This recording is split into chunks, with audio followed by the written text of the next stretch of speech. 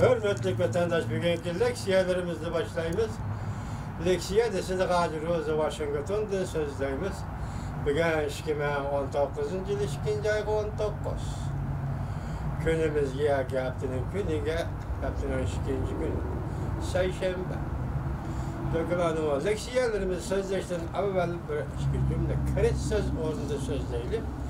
Vaziyetten eysak, hürmetli vatandaş, hazır Cumhur'un vekili, sözü vekili, sohbet vekiller ümüğünün vekilliği oku. Başçılığı Cumhur sohbet vekiller ümüğü 19. günüden başta Washington'a yetkili. Bula en ikinci katımlık, umumu 7 katımlık sohbetinin 7.'si Washington'da başlaydı. Yani bu sohbet buluştan avval hıl gepler ortaya çıktı. Mesela bu sohbetin netice bulandı, bulmandı diyende. Şundakla bu sohbet doğrusu sohbetle başlaştın. Avval ötken ayda mesela 1. ayının 31. günleri yani şu yılı Washington'a gelgen idi. Washington'da sohbet kurgan idi.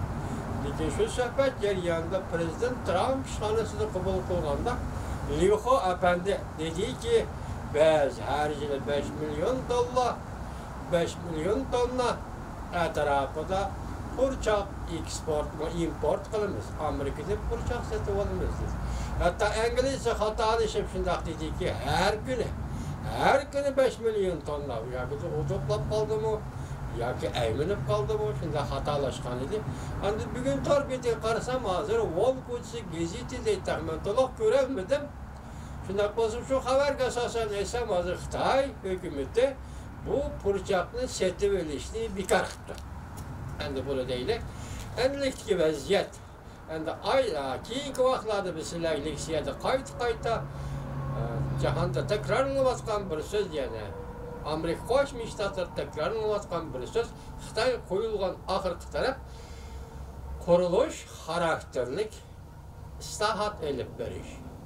Bugün Çin Şampiyon'un televizyon programması nime dedi desek, bunun leksiya sözlüğücü bir nefer Hanzu Kiyanıq'ta ki şundak dedi ki, bu yerde kurulma karakterlik islahat elip veriş degen sözlüğün manisi yadroluk tekşürüş meselesiydi. Yadroluk tekşürüş meselesi degen gep sen imza koydun mu, makul dedin mi, undaqtı biz sen tekşürüp durumuz degen gep. Bu mesele bir vakti ilgili hukuka verip çetildi degендek sözlerini kurdu. Ende muşkatem üçüncü ayının birige hesapta 10 günde 8 günde kaldı. Muşu ağırlıkta Amerika Qo'shma Shtatları bilen Cumhuriyet Halk Cumhuriyeti hükümetinin so'da sohbeti qanday natijalarga erishdi siz dikkat qilib o'tirmaz hurmatli vatandoshlar. Shuning munosabatlik siylar tuganda. Birinchi mavzu Amerika Cumhur Huawei şirketini devir kılgan aldı Myanxan Xalqaro bexatarlik yig'inida qattiq elishdi. İşenç gücü Cumhur'un yoki Beijing'ning işenç gücü sınaqqa duch keldi.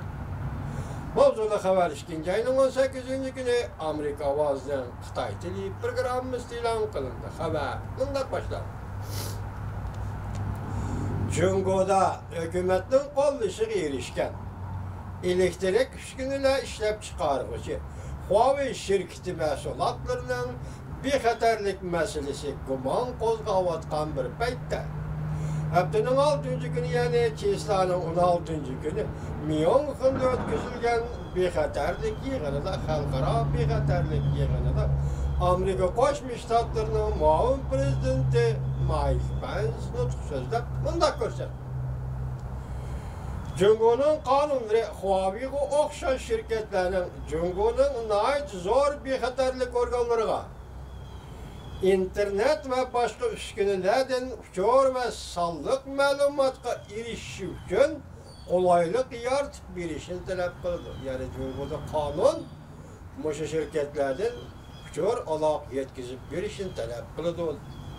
Şuna Amerika barlık bexatarlik sahaları bo'yicha sheriklerimizden yani Amerika'nın ittifaqdoshlarının hoşyar bo'lishga chaqiriq qilamiz. Bizden uchur aloqa texnikamiz va bizden devletimizden bexatarlik sistemlariga ziyan saladigan her qandaq şirketni rad qilamiz dedi nutqida Amerika Qo'shma Shtatlarining muavin prezidenti Mike Pence. Beijingning diplomatiya ishlarini boshqaruvchi amaldori bu yig'inga qatnashgan, ya'ni amaldori Yang Jiechi yig'inda nutq so'zlab mundaq ko'rsatdi. Va Yevropa davlat rahbarlariga da'vat qilib, Washingtonning Huawei şirketini cheklashi va bu davlat Amerikada 5-avlod uchun aloqa internet aslahalari qurilishiga qatnashishni cheklashiga bu davlatlarning pisand qilmasligini talab qildi. Masalan, Amerika Qo'shma Shtatlari Huawei şirketini cheklaydi va 5-avlod qurilishini cheklaydi. Amerikada elib berish qilmishlari shuning uchun dedi, Yang Jiechi nima deydi, sizlar ishonmanglar. Amerika'nın bu işlere sizler işenmanglar, pisand qilmanglar deb Yevropa davlatlariga so'zlayapti. Demak, muavin prezident Mike Pence bilan Yang Jiechi tig'ma-tig' elishyapti. Pisand qilmaslikni talab qildi. Yang Jiechi mundaq dedi. Yevropa davlatlariga intayin aniqki, ular aqlonlik bilan mangdigan yo'l ularga tushunishlikdir. Yang Jiechi arqadan ulapla mundaq ko'rsatdi. 4-qatimliq sanoat inqilobi biz o'rtoqlashib, hamkorlashib ish qilishimiz kerak.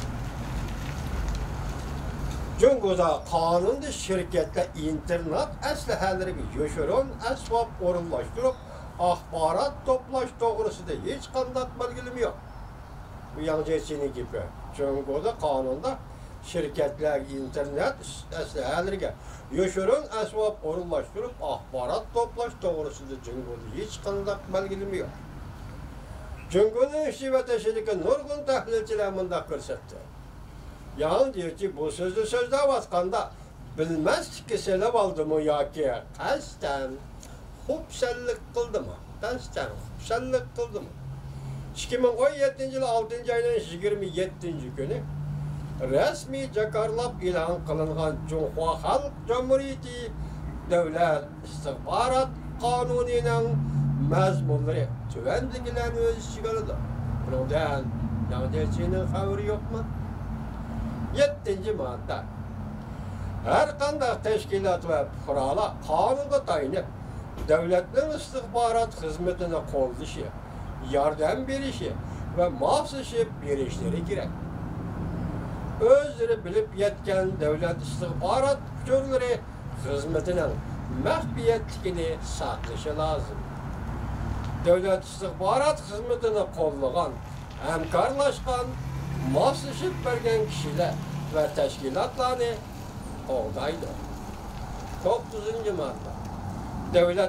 Davlatning istixborot xizmatida zo'r to'p qo'shgan kishilarni va tashkilotlarni taqdirlaydi va mukofotlaydi. Diqqat qilib turibsiz. Yang Jiechi nima deydi? Xalqaro bexatarlik yig'inida Jungoda bunday qonun yo'q. O'tgan yil 6-oyning 20-kuni e'lon qilgan davlat bexatarligi to'g'risida qonunni Jungo hatto fuqarolarni Huawei şirketi, Zhongshan şirketi emas, hatta fuqarolarni sening axborot to'plash huquqing bor degan yerga yetdi. Qonunda belgilaydi. Bu yerda Yang Jiechi ya bilmaslik sanab oldi, ya xufsallik qildi. Ya hozir Jungo hukumatining beshi qaygan, ko'ngli o'ynagan bir davrda turib o'tganda Yang Jiechi ihtimol o'da qo'yib qolgan bo'lishi mumkin.